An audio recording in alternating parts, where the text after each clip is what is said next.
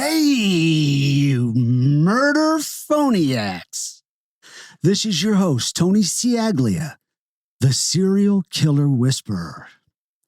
Before we start our show today, we'd like to say happy birthday. Happy birthday. To Natasha down in Texas. She's a really good friend and a loyal Murderphoniac. Thanks, Natasha. Happy birthday. Thanks to our new silver Murderphoniac, Samantha. I promise you, Sam. I promise you can hold me to it. We will respond to that amazing letter you sent a couple weeks ago. And also thanks to Bonnie in Oklahoma and Rhonda for buying us some coffee. We're always asking for it. Thank you, Bonnie. Thank you, Rhonda. Appreciate it. To quench our thirst. Yes, sir. I'd also like to thank everyone that has been praying for our good friend and fellow Murderphoniac. She's getting some really good reports from her doctors, and I know that prayers work, so please keep them coming. Amen. Amen. Right? Yes. I could have said a dirty joke there, but I didn't feel it would be appropriate. See? She'd probably laugh. I do. I know, but I have some morals. Yes, you do. Standards. Yeah. Regulations. I like that shirt. Oh, thank you. Tell them why you're wearing it. I'm wearing this shirt because Veterans Day is Friday, right around the corner. My dad's cross. I forgot to wear it. It's an but American. You got that shirt. That shirt's great. Says It it is. all, doesn't it? You know where I got this? Where? When we were driving home from California. I got it at a truck stop. I do remember now. Remember? Yes. There was a McDonald's and then there was a truck stop. I do remember. And I do remember this about the truck stop, that the truckers, they could buy showers and they would announce it on the PA. Number 150, we have a shower ready for you. You thought of Joe Metheny. Then. I'm thinking of Joe Metheny. He's in that shower. Go, please. Okay, today we are going to cover the question if Joe Metheny is a sociopath. Now, I know that seems funny, but many times, as we like to say, these killers can't see the forest for the trees. Sometimes they don't even know the definition of a sociopath. Or you have killers like Ken Bianchi and Randy Kraft that claim they never killed anyone. And they are as sane as you and me. Right. Yeah. Well, before we get into Tiny's mindset, I'd like to introduce my co-host. And it's going to be quick, everybody, because we have a lot to cover today. So, he hasn't changed from last week. He hasn't changed from the week before. He is still the one and only fucking Coxman, Al Ciaglia. Thank you, Tony boy. You're welcome, Dad. I appreciate it. Take it. I will. Is Joe Metheny a sociopath? What we've decided to do here, folks, is because of the question. And I thought we covered it, but there are some people, I guess, that are really questioning, was he really a sociopath? So if I were an attorney, and I'll pretend like I'm an attorney today. How's that? You like that? I like it. I like it too. You would make a good, Mom's always said you would make a good attorney. I don't know about that. But yeah, I'll be like an attorney today, all right? But the only thing is, this may be the easiest case to ever prove for an attorney. Sociopaths are liars, con men, right? Narcissistic pieces of shit. Right? Yes. Okay. So let's go to a letter where he is clearly lying about everything. So remember the court transcripts that he offered to you, Tony? I do. For $500? I do. All right. Now he claims he's giving them to Tony. He's going to give them to you, bud. Now, I can tell you, Tony never paid killers for their shit. He always made that clear with them up front, right? Always. The most he would do is buy him a food package. Because that's like blood money. Yeah, it is. Paying for their shit. But the food package, that's understandable. And sometimes he'd buy a couple of T-shirts. Yeah. He wouldn't get them, but he bought them. You didn't get them yet, did you? No. Okay. They must have got lost. I'm just checking. In the mail. So anyway, fat-ass Tiny asked him for a food package, and he offered him his old TV if he wanted it. Tony agreed. He bought the package. Now I'm going to read the letter when the lie begins to manifest itself. This letter's dated June 8th, 2008. Hey, Tony. I just received your most welcome letter. It always makes my day when I get to hear from you. Thank you for the quarterly food package. It's much appreciated.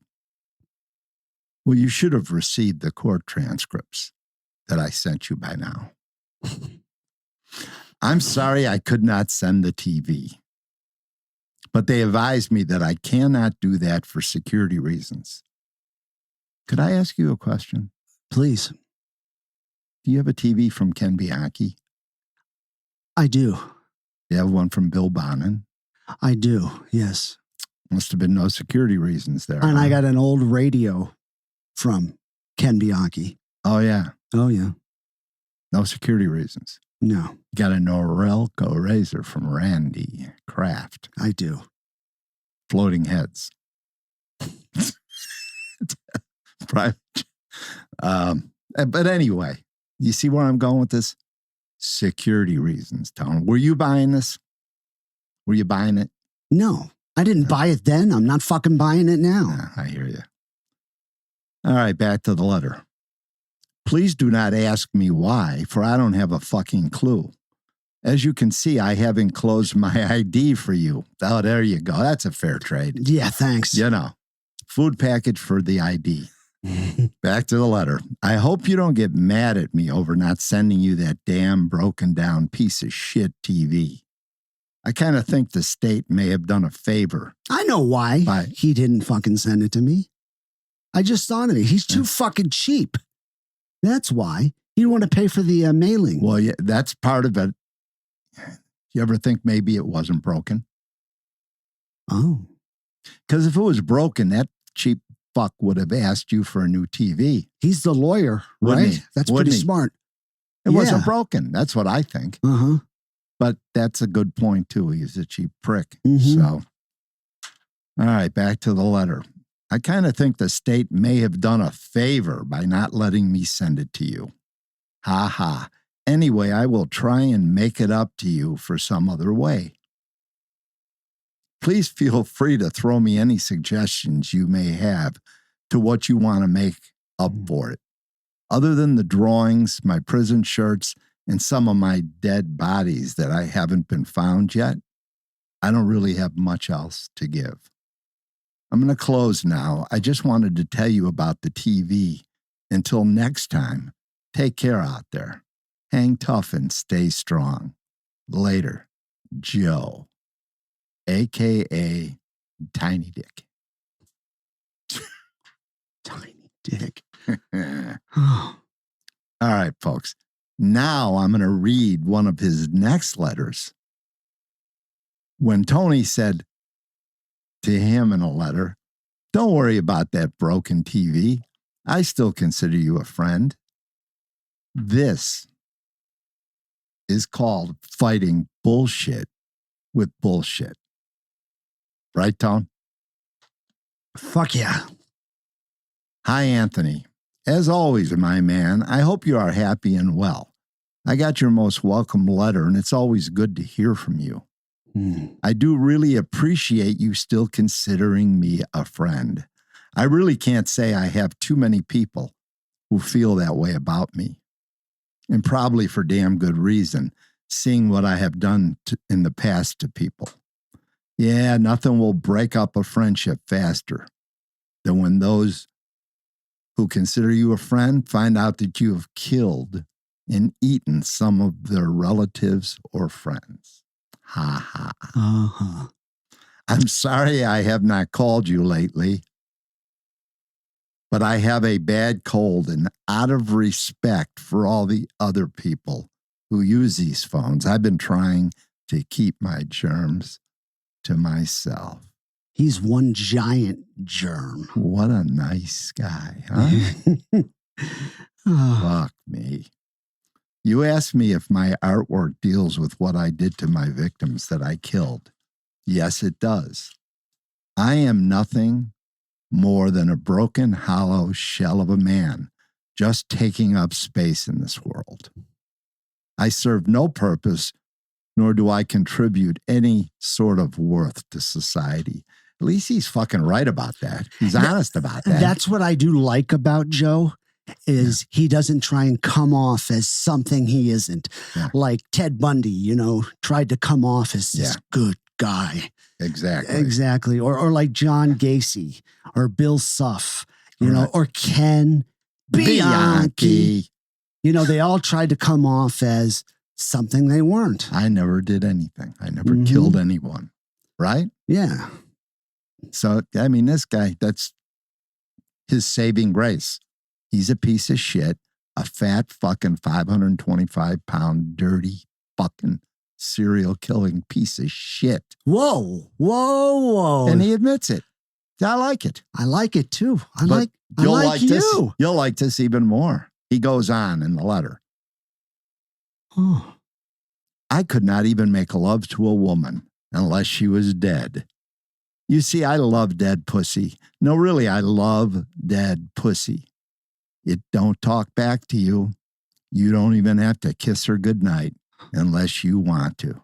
Shit, it's not damn bad once you get past the smell and push the maggots to the side. You just mount it and ride the hell out of it. You don't have to please it. You only have to please yourself. Very, very, very selfish lover. Yeah, right? I mean, aren't you? I mean, when you're with a woman, it's a rule of thumb. You got to get her off first, But if she's maybe dead, even 2 or 3 back times. to the mortuary, right? Yeah. Yeah, he showed you how. He told you how. Yeah. You don't have to please a dead body. Yeah. Just get on it. You don't have to please it. You only have to please yourself. I bet one of his favorite songs was Love the One You're With by Stephen Stills. What do you think? I'm going to close now. Thank you. Now you take care out there. Later, Joe, a.k.a. Tiny. I wrote this last night. I didn't let you read it because I kind of wanted to surprise you with it. Oh, really? Yeah, it's kind of I like it. And you should. I like surprises. Just let me read it, okay? I won't say a word. Okay. You know how Joe had his first shot of ass with a German shepherd named Sheena? When you were younger, like a little fucking coxman, out roaming the neighborhoods in search of some trim, but always ended up back home having to settle for Rosie and her 5 sisters. You were at that age where younger girls weren't ready to dish it out yet, and you were still too young for the older girls to take you seriously. So you found yourself taking care of yourself quite often. Did you ever sit there on the couch and look at your dog and say, what the fuck? I mean, how different could it really be? Come on, guys. Wet and warm is really all we're looking for. Just close your eyes and go with it. Just go with it. I wouldn't try it with our cat, Cool, though. I wouldn't put my dick anywhere near her. She might love you, but she'd rip that fucker right off. She would. Yeah. I said I would keep it short, so that was it. That was short. You did that last night, huh? Yeah. That's a surprise. Huh? Not bad? I liked it. You did, right? I did. I like you. All right. Can I get back to the case? Let's Yeah. get back to the case at hand, all right? Who, you as the lawyer? Yeah. Okay. If Tiny's a sociopath, all right? Let's go, counselor. All right. You're under oath still, remember, right? Okay. Just like Ted Bundy, right? Mm-hmm. Yeah. I'll Swear me in right here. I'll swear in right now. Can I ask you a few questions? Yeah? Yes. All right. Did you buy Joe Metheny, a.k.a. Tiny, a food package? Sure. Yes. Yes or no, please? Yes. Thank you. Did you receive his TV as promised? No. Did you receive the court transcripts that he said he sent to you in place of the TV? No. One more question. Did you ever, at any time, receive the court transcripts? No, I did not. I rest my case. He's a fucking sociopath, lying piece of shit, narcissistic, fat slob. That's all I got to say to the jury. So you guys can just answer the question out there for yourselves. I think we proved it. We're going to continue to prove it, aren't we, today? Yes. You know, as we're covering Joe Metheny and we're putting the script together and everything, and I go back and I listen to his fucking telephone calls, it just reminds me on what a con job he was, you know? Yeah. Fucking, Yeah, he was. you know, and he's such a fucking liar. I guess that all goes hand in hand. A con job, fucking liar, a narcissist. And he's a stupid liar, Dad. He's a fucking stupid liar, ladies and gentlemen. And makes it so obvious. Dad, just listen to the end of the first letter you read. I will try and make it up for you some other way. Please feel free to throw me any suggestions you may have to what you want to make up for it. Other than my drawings, prison shirts, and some of my dead bodies that haven't been found yet, I don't really have much else to offer. He said he sent the court transcripts. They were worth $500 according to him. How the fuck does he know? Yeah, right. He's been in prison. Yeah. He doesn't even know what the internet is. I know. That's right. Yeah. But according to him, they're worth $500. He wants to know what I want. He's not only a liar, but a stupid one.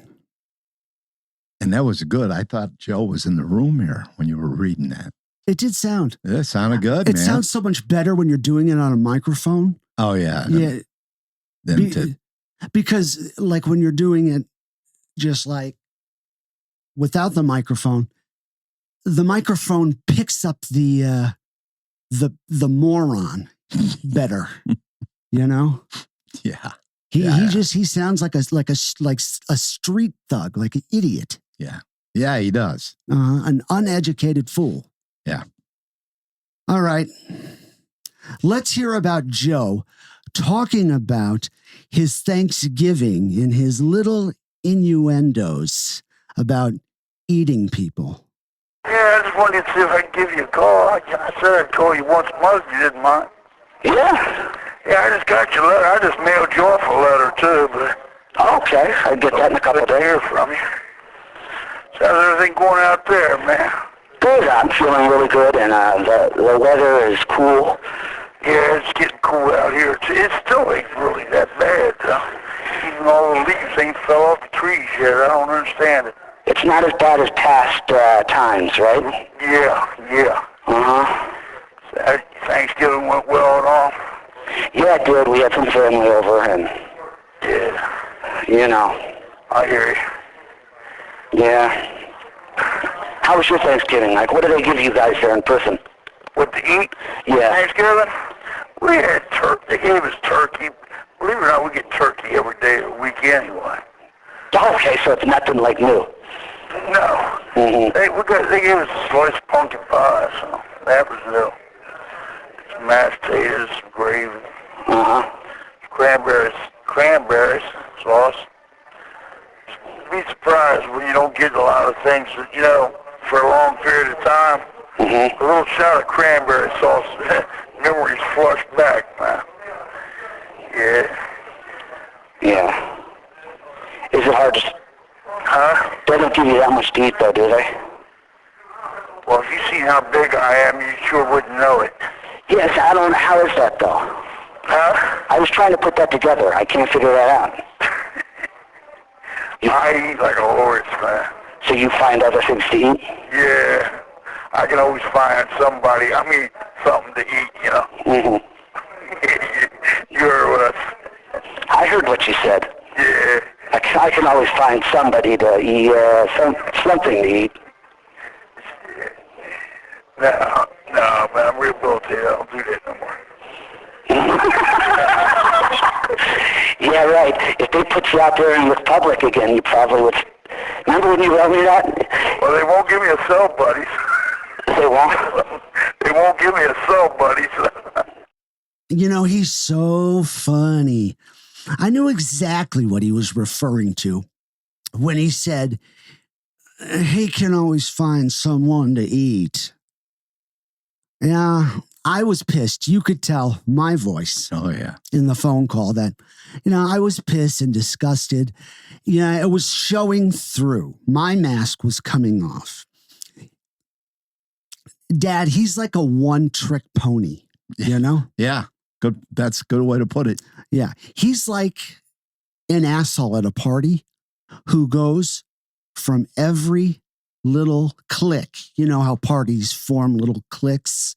Mm-hmm. He goes from clique to clique telling the same fucking story. Good analogy. I knew I could tell. I knew he could tell. He could tell I was pissed. So I had to get back into character.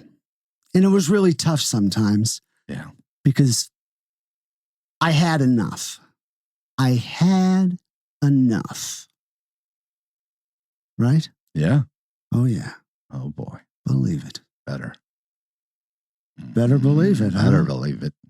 Hey? Hey.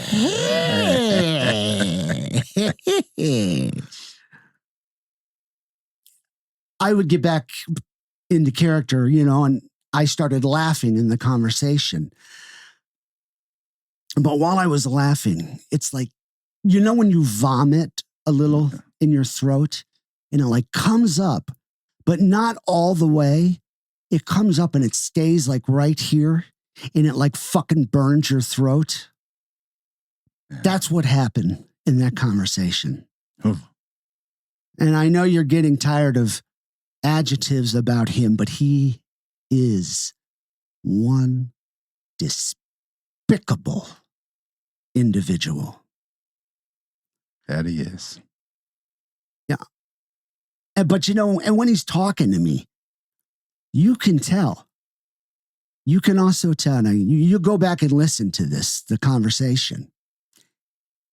He would rather be jacking off that tiny little dick of his than talking to me.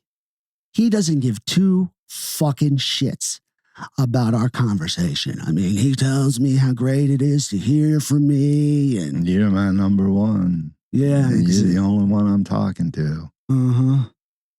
You're 100% right. What, he doesn't give two shits about talking to me? He couldn't give two shits. No. He probably was jacking his tiny little dick off when he was talking to you. Yeah. Right? Oh, I don't know. He's so fat to be able to get his arm. Lift up that. Exactly. Right? And get his little finger, his forefinger and his thumb on it. I always heard this joke when I was younger, take some pepper and when it sneezes, you grab it like a small dick. You ever heard that before? I have. You have, haven't you? I have heard it, yes. Huh? I'm a comedian, aren't I? Mm-hmm. Yeah. Not really. I wish I was. You are. Yeah. I hadn't seen this since last night. And it is emotional. Very. I had a friend who lost her sister to cystic fibrosis, and she was only 17 years old. I wrote a little story for her to try and ease her pain. I sent this story to Metheny. I'm not sure why. I guess I sent it to him because I wanted to see what kind of response I would get out of him. I mean, I already knew. I already fucking knew before I even put it in the envelope and sent it off what kind of response I'd get back.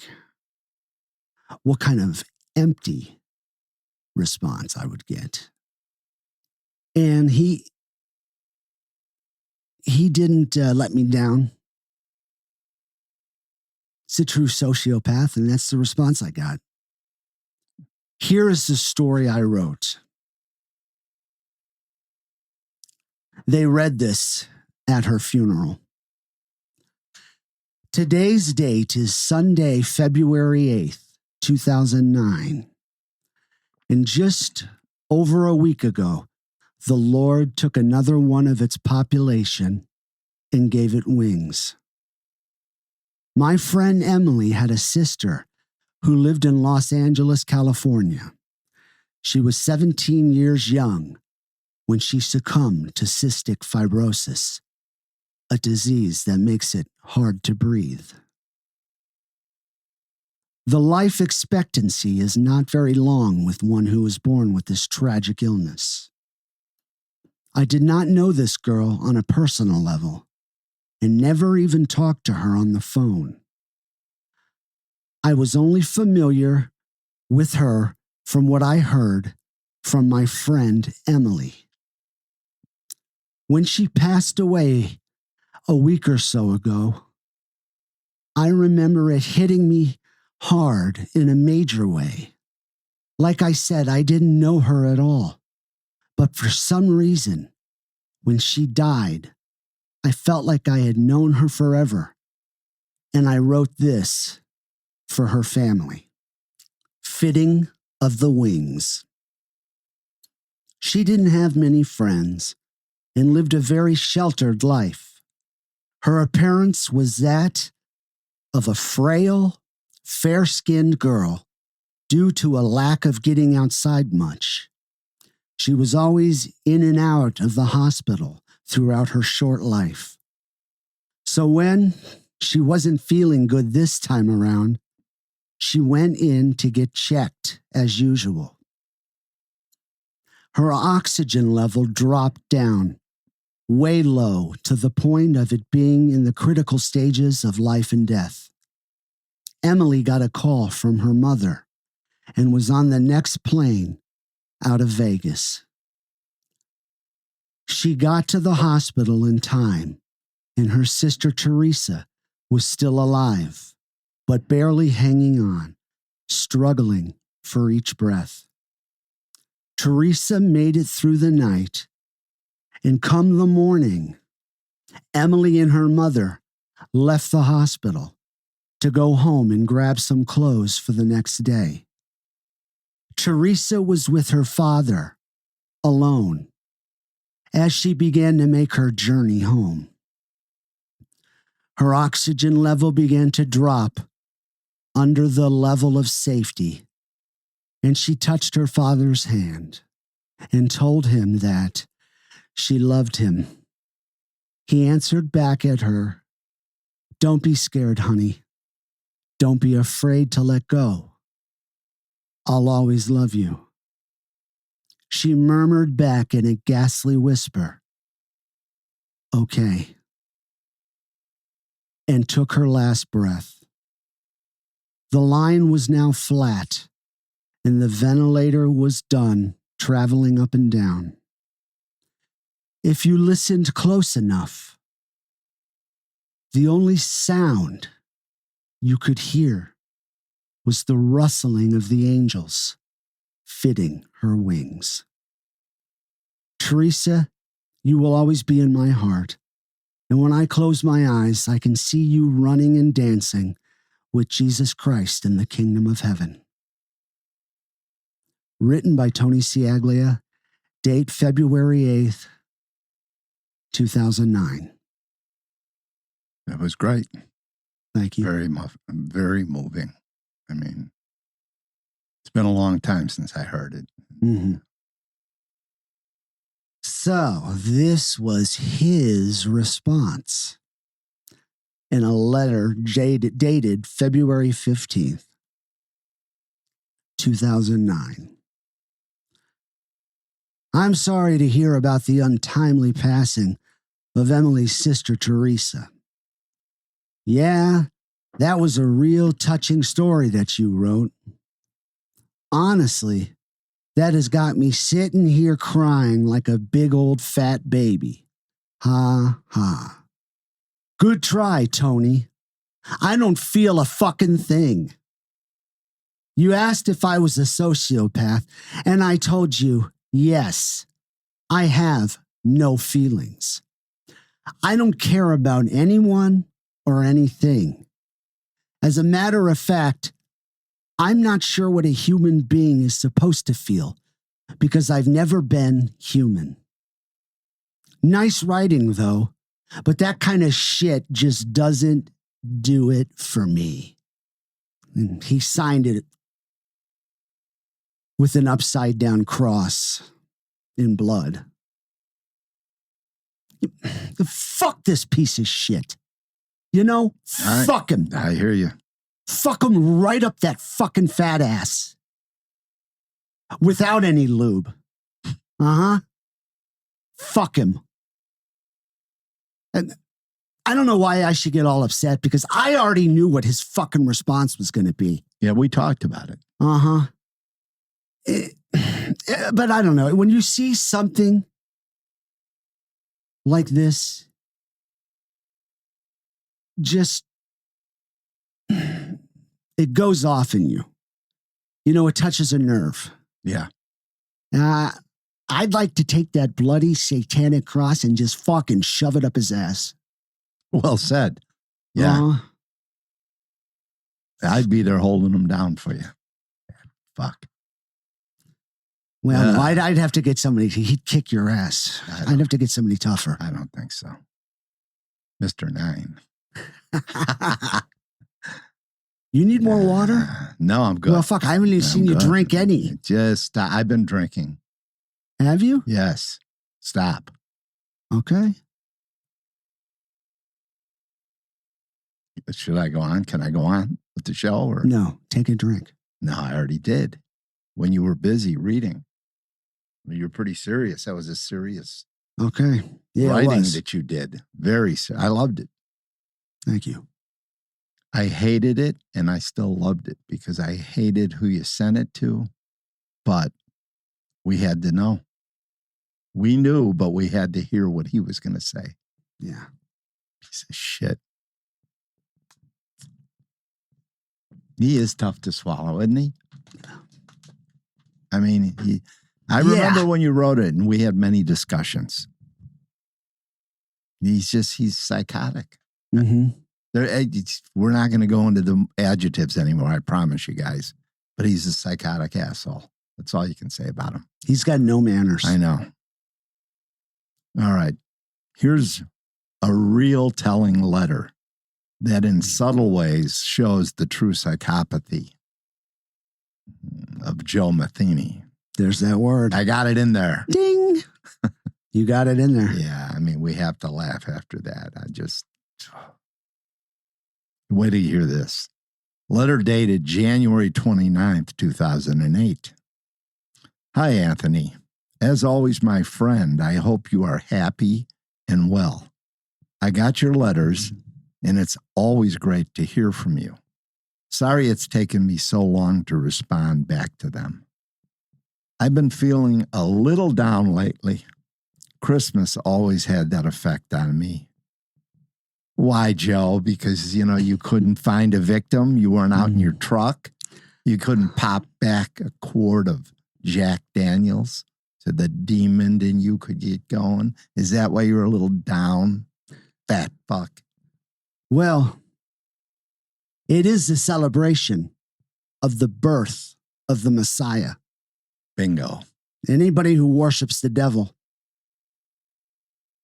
isn't going to celebrate the birth of the Messiah.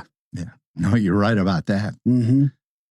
And they're going to feel down because they realize when they close their eyes for the final time and they're worshiping the devil. They might think it's so cool and, it's different and everything here on earth. But when they die, what they don't realize is the devil, he's going to come and he's going to fucking collect. Yeah. And it's going to be your soul. And it's not life, it's eternity. It's eternity. Yeah. In the lake of fire. Ooh, Joe. Burning that big ass. Mm-hmm. Okay, back to the letter. It's the one time of the year that makes me realize that I am truly alone. And I have no one to blame but myself and the bad decisions, blah, fucking blah, blah. Here we go. Same old record with this asshole. Right? Totally. Fuck. Totally. He repeats, he's kind of like Haddon. He repeats the same fucking shit. Yeah. But he tries to make himself out. This genius. Right? What about Metheny? What about him? He tries to make himself, he's so intellectual. Give me a sheet of paper and some pen and, dictionary. I'll show everybody how smart I am. Yeah, but anybody who needs a dictionary while they're writing a letter isn't very smart. That's my point. Okay. Still being the attorney here. You are, aren't you? Back to the letter. Did you go to law school like Ted Bundy did? Yeah, same way. Everybody knows that Ted Bundy went to law school, but not everybody knows he didn't graduate. Remember, we met that one lawyer who works here in Las Vegas who actually was in Ted Bundy's class in law school. You remember that? Yeah. He was in our first building where our mortgage company was. I remember. Yeah. Interesting. Yeah, Ted didn't make it out of law school, though. No, he didn't. Mm-mm. Okay, back to the letter. Back to the ravings of this lunatic. Many who are incarcerated in the United States commit suicide over Christmas more than any other time. 5 men took that way out of here this year. 3 hung themselves, and the other 2 OD'd on drugs. I always hear people say they took the easy way out. Way to go. Thank you. You sounded like a good serious. To me, that is stone cold bullshit. Suicide is the hardest thing in the world to go through. I have tried to take myself out a couple of times, but I have punked out at the last second every time. Too fucking bad you did. Yeah. He punked out. You think he punked out when he was killing Catherine or Kimberly Spicer, huh? Or the little girl and her mother, or the little girl up in the park, or the prostitute he picked up in Reno, or all the other ones he talked to? He never punked out, did he? No. But when he put the shotgun up to that big fat fucking balloon head of his, he couldn't pull the trigger. Fucking coward. Fat coward. Yeah. It's the truth. That was a fucking rant. Well, it's the truth. It was, but you do that so good. When you get going, it's like, yes, fucking yes. There's certain things that just, they eat you up. How can he even say that? I punked out. What? No, either you kill yourself or you don't. Fucking fat coward. Yeah, you don't try to kill yourself. No. You either do it or you don't. Now, back to the letter. Wait till you hear this. Wait till you hear this part. My younger brother committed suicide back in 1976, probably to get away from this fat fucker. Right? He was only 16 years old at the time. He took a shotgun and put the barrel under his chin and then blew his fucking brains out of the top of his head, all over the ceiling and wall behind him. Wow. It was a terrible mess. That's terrible. Anyway, I was glad to hear you had a nice Christmas. Let me go back here. Could I? Sure. Let me go back. Just listen to this part of the sentence. Put the barrel under his chin and then blew his fucking brains out of the top of his head, all over the ceiling and wall behind him. It was a terrible mess. Hey, anyway, I was glad to hear you had a nice Christmas out there. Kind of a change of tempo. I mean, Is that a sociopath or not? Yeah. I mean, an insane psychopath. How was your Christmas? Oh, my brother, I just told you, he blew his brains out, but glad to hear your Christmas was good. Yeah. All right, here he goes again. I mean, that's a shame that his brother killed himself. Yeah, it is. It's terrible. That's so young. Yeah. I mean, Joe probably killed him. You haven't lived life. Who knows, right? Yeah. Back to the letter. All in all, I have a fairly nice one myself. Could have been better, but it certainly could have been a lot worse. If I learned nothing else during my incarceration, I have learned to appreciate every little good thing that happens to come my way. But I also will never forget there are a lot of people out there that will not be able to enjoy life's little pleasures, especially those people I put in the ground out there. Did you notice that? Yeah. All the little pleasures that come my way, I appreciate. But the people I put in the ground, fuck them. Basically what he's saying. Yeah. I can't get going again. You can't. Why, your heart? Is it bothering you? My heart, everything. I just think of that guy. Uh-huh. All I know, though, is when you talk like Joe, yeah, it's pretty sexy. Is it? Yeah. It's like, there's nothing sexy about that, man. It was like, we need to get you a pair of boots, a fucking cowboy hat. Yeah. Put you on a horse. You would be good in a fucking, like a Clint Eastwood movie as like a cowboy when you're talking like Joe. It's sexy. Well, let me end the letter. Yeah. Well, I got to close until next time. You take care of yourself out there, pal. Later. Joe, a.k.a. I got a tiny dick. How's that? I like it. All right. All right, let's play a clip where Tony comes right out and asks Tiny if he's a sociopath. Are you a sociopath? A sociopath? Yeah, that's what, like psychologists, that's what they call serial killers. Somebody that doesn't have a conscience, doesn't have feelings, doesn't have emotions for their victims. Yeah, that's me. That's you? Yeah. Okay. Yeah, I've heard it before, but I just wanted to hear you explain it. You son of a bitch. I'm like this. I'll treat you like you treat me. If you treat me half decent, I'll go out of my way for you, you know? Uh-huh. Yeah, like me and you, we get along. Shit, there's no problems. You're the only one I write a few people here and there, you know, but you're the only main one I do write, so. How did you not get death sentence? I did get the death sentence. I spent 3.5 years up there. On death row? Yeah. Believe it or not, they overturned, but I didn't really feel I got the death penalty. One of the ones I should have got. One I got it for was the one girl that was kind of wild about her. She was a prostitute down there. Okay. And but she wasn't from Maryland. She at one time or another, she was married to a lawyer down in Georgia. Now, so she was high society. Yeah. I don't know how she broke down and got up here selling her ass for drugs. Yeah. Where she was, but it's kind of strange. Her head, I went and dug her head up. It was about her body. I had out there in the power company. She was out there for about, she was out there for damn near a year. What, working in the streets? No, buried up there. I was in a shallow grave up there. But I went and I dug a little bit of it up. I took the cranium of her head. Yes. I took that out. And I took it down. And the bottom jawbone was still down there in the grave. And that's how they identified her for the dental records. You could tell that he made me say it because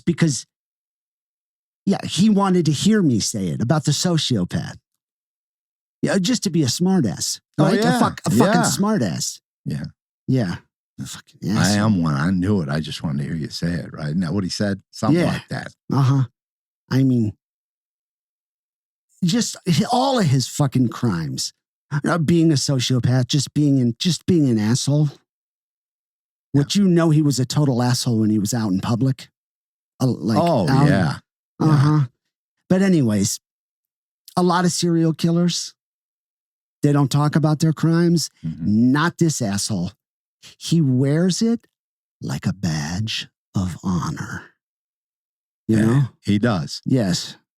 Like a badge of honor. And then when you asked him, why didn't you get the death sentence? He sounded proud of that too. Death sentence. I did get it.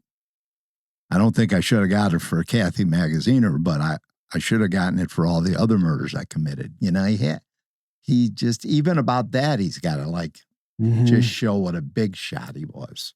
Why though? Why not for Kathy Magaziner? That was awful, and they're about to hear it. Why? Yeah. Because the reason they gave him the death penalty, he didn't say this on the call, but because they found her purse buried like 6 or 7 feet from her. So they called that, the death penalty is eligible for certain reasons. Well, killing somebody while you're attempting to rob them is a death penalty offense. So they gave him the death penalty, which he wanted, but then later they rescinded it. But basically, he was saying all the ones they didn't know about, they should have given him the death penalty. They were worse than hers. I don't know how. You're going to talk about that, but I don't know how. And he said on there, I was wild about her. Yeah. Then why did you slaughter her, man? Yeah. Why the fuck did you slaughter her? Because he couldn't fuck her unless she was fucking dead. That's true. Right? You're right. You should have been the lawyer. The man. Speaking of lawyers, this woman, was married to a lawyer. She had a daughter. She was from, where was it? Baltimore? No, she was from Georgia. Georgia. She's from Georgia. And my Georgia peach. She was, married to a lawyer, had a daughter. I guess she was beautiful. The fat boy was wild about her, even though he slaughtered her. But she was like, I think you said high society. I mean, this girl, listen, for this girl to go from being married to a lawyer in Georgia to selling her ass on the street of Baltimore for drugs and wind up with Joe Metheny is a perfect ad for why you shouldn't do fucking drugs. They ought to make a video out of that, it's unbelievable. And then he talked about digging up the head, and he stopped.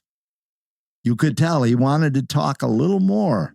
Tony is going to tell you about the head in the next letter, but he wanted to talk about it, but he stopped. Did you catch that? Oh, yeah. He pulled it back. He pulled it back. Probably because he was on the phone. I don't know, but he pulled it back. So. Yeah. It's kind of like pulling out. You know? Pulling back, pulling out. You know? Pulling out. I don't know. Here's the whole story about Catherine Magaziner. I'm glad you're doing this. Why? You know why. Because it's pretty bad. Yes. It's really bad. Yeah. Warning. It's bad. You're kicking ass today. Yeah? Yeah. I mean, you're lecturing. You're ranting. I love it, though. Because, yeah.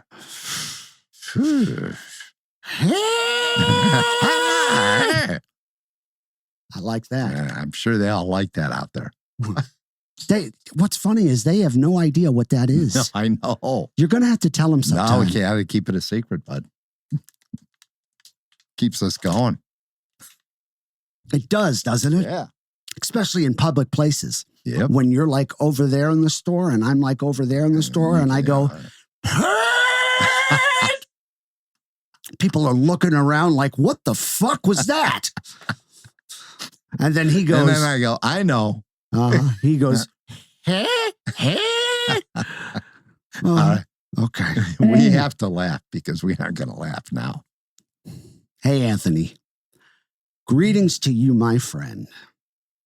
That bitch that I killed in those transcripts, Catherine Magaziner, was a fucking whore. I picked her up down on Washington Boulevard, where I got several of the other whores that I did. I had never seen her down there before. She was not from Maryland, as I learned later on at my trial. She was from Decatur, Georgia. She was a Georgia peach. Yeah, she was. Like my Georgia peach, remember? I had one. Oh, yeah, I do. I do. Yeah. She came from a good family down there, and she was married to a lawyer and had a daughter. I have no idea how she ended up as a prostitute, working and selling her ass up here in Maryland. She was a damn good-looking bitch until I got through with her. She died a very slow, horrible, painful death. When I was through with her dead ass, I took her out back into the woods. Then I tied a rope around her ankles and hung her upside down from a tree limb. Then I put a 5-gallon bucket below her head, and I slowly cut her throat from ear to ear to drain her blood from her body. I cut her from between her tits to the top of her cunt. Then I took a large trash bag and disemboweled her, and I put salt all up inside of her. She hung there almost 24 hours. And when I went back out to get her, she was ready for the grill. I cut the meat from the back of her arms and legs. That was the only meat I ever used. When that was all done, I buried her in a shallow hole, not far from the others that I had out there. Gee, like his own fucking private graveyard. Yeah. Yeah. I went back to her grave about 6 months later. I was drunk as a skunk and high as a kite. I dug up her head, but all I got when I pulled it up was the cranium. The rest stayed there. I took that head back up to the shop where there was a garden hose that I used to wash out all the maggots and other crap inside of it. The whole time I was thinking about the night that I killed this stinking fucking bitch. And it turned me on. I then took it back to my little trailer where I skull fucked it. I just sat there laughing my ass off, looking down at that fucking thing with my dick sticking through the eye socket. No, we know his dick fit through that eye socket, Yeah, don't we? no problem. No fucking problem at all. Fucking. You right? Yeah. Mm-hmm. It was one of those things you just had to be there to appreciate the sick, morbid humor of it. When I was done, I throwed her head that I fucked in the trash. It is now resting in a landfill up in Oxford, Pennsylvania. You know, I think she had a daughter. She was married to a lawyer. She had a family. Yeah. And now her skull is in a fucking landfill in Pennsylvania. Yeah. Anyway, when the cops dug her body up, they identified her through her dental records from the teeth in her lower jaw that fell off when I took her head. The rest of her body, her family took back down to Decatur, Georgia for burial. No one in her family came to my trial. I guess in my own sick fucking way, I thought that was real pitiful.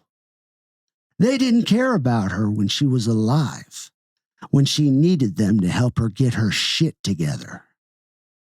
But they came all the way up here to take her dead ass back home. If you want me to tell you where some more of my dead are buried, I'll have to think about it. I'll let you know.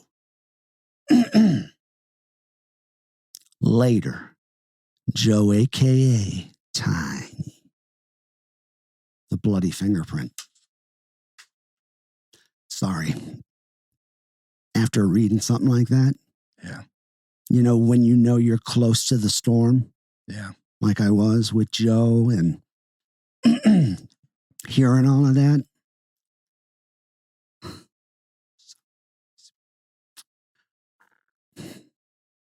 Rest in peace, Catherine.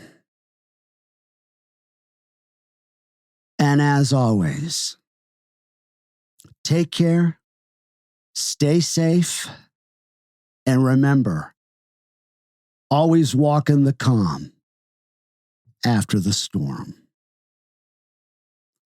Thank you.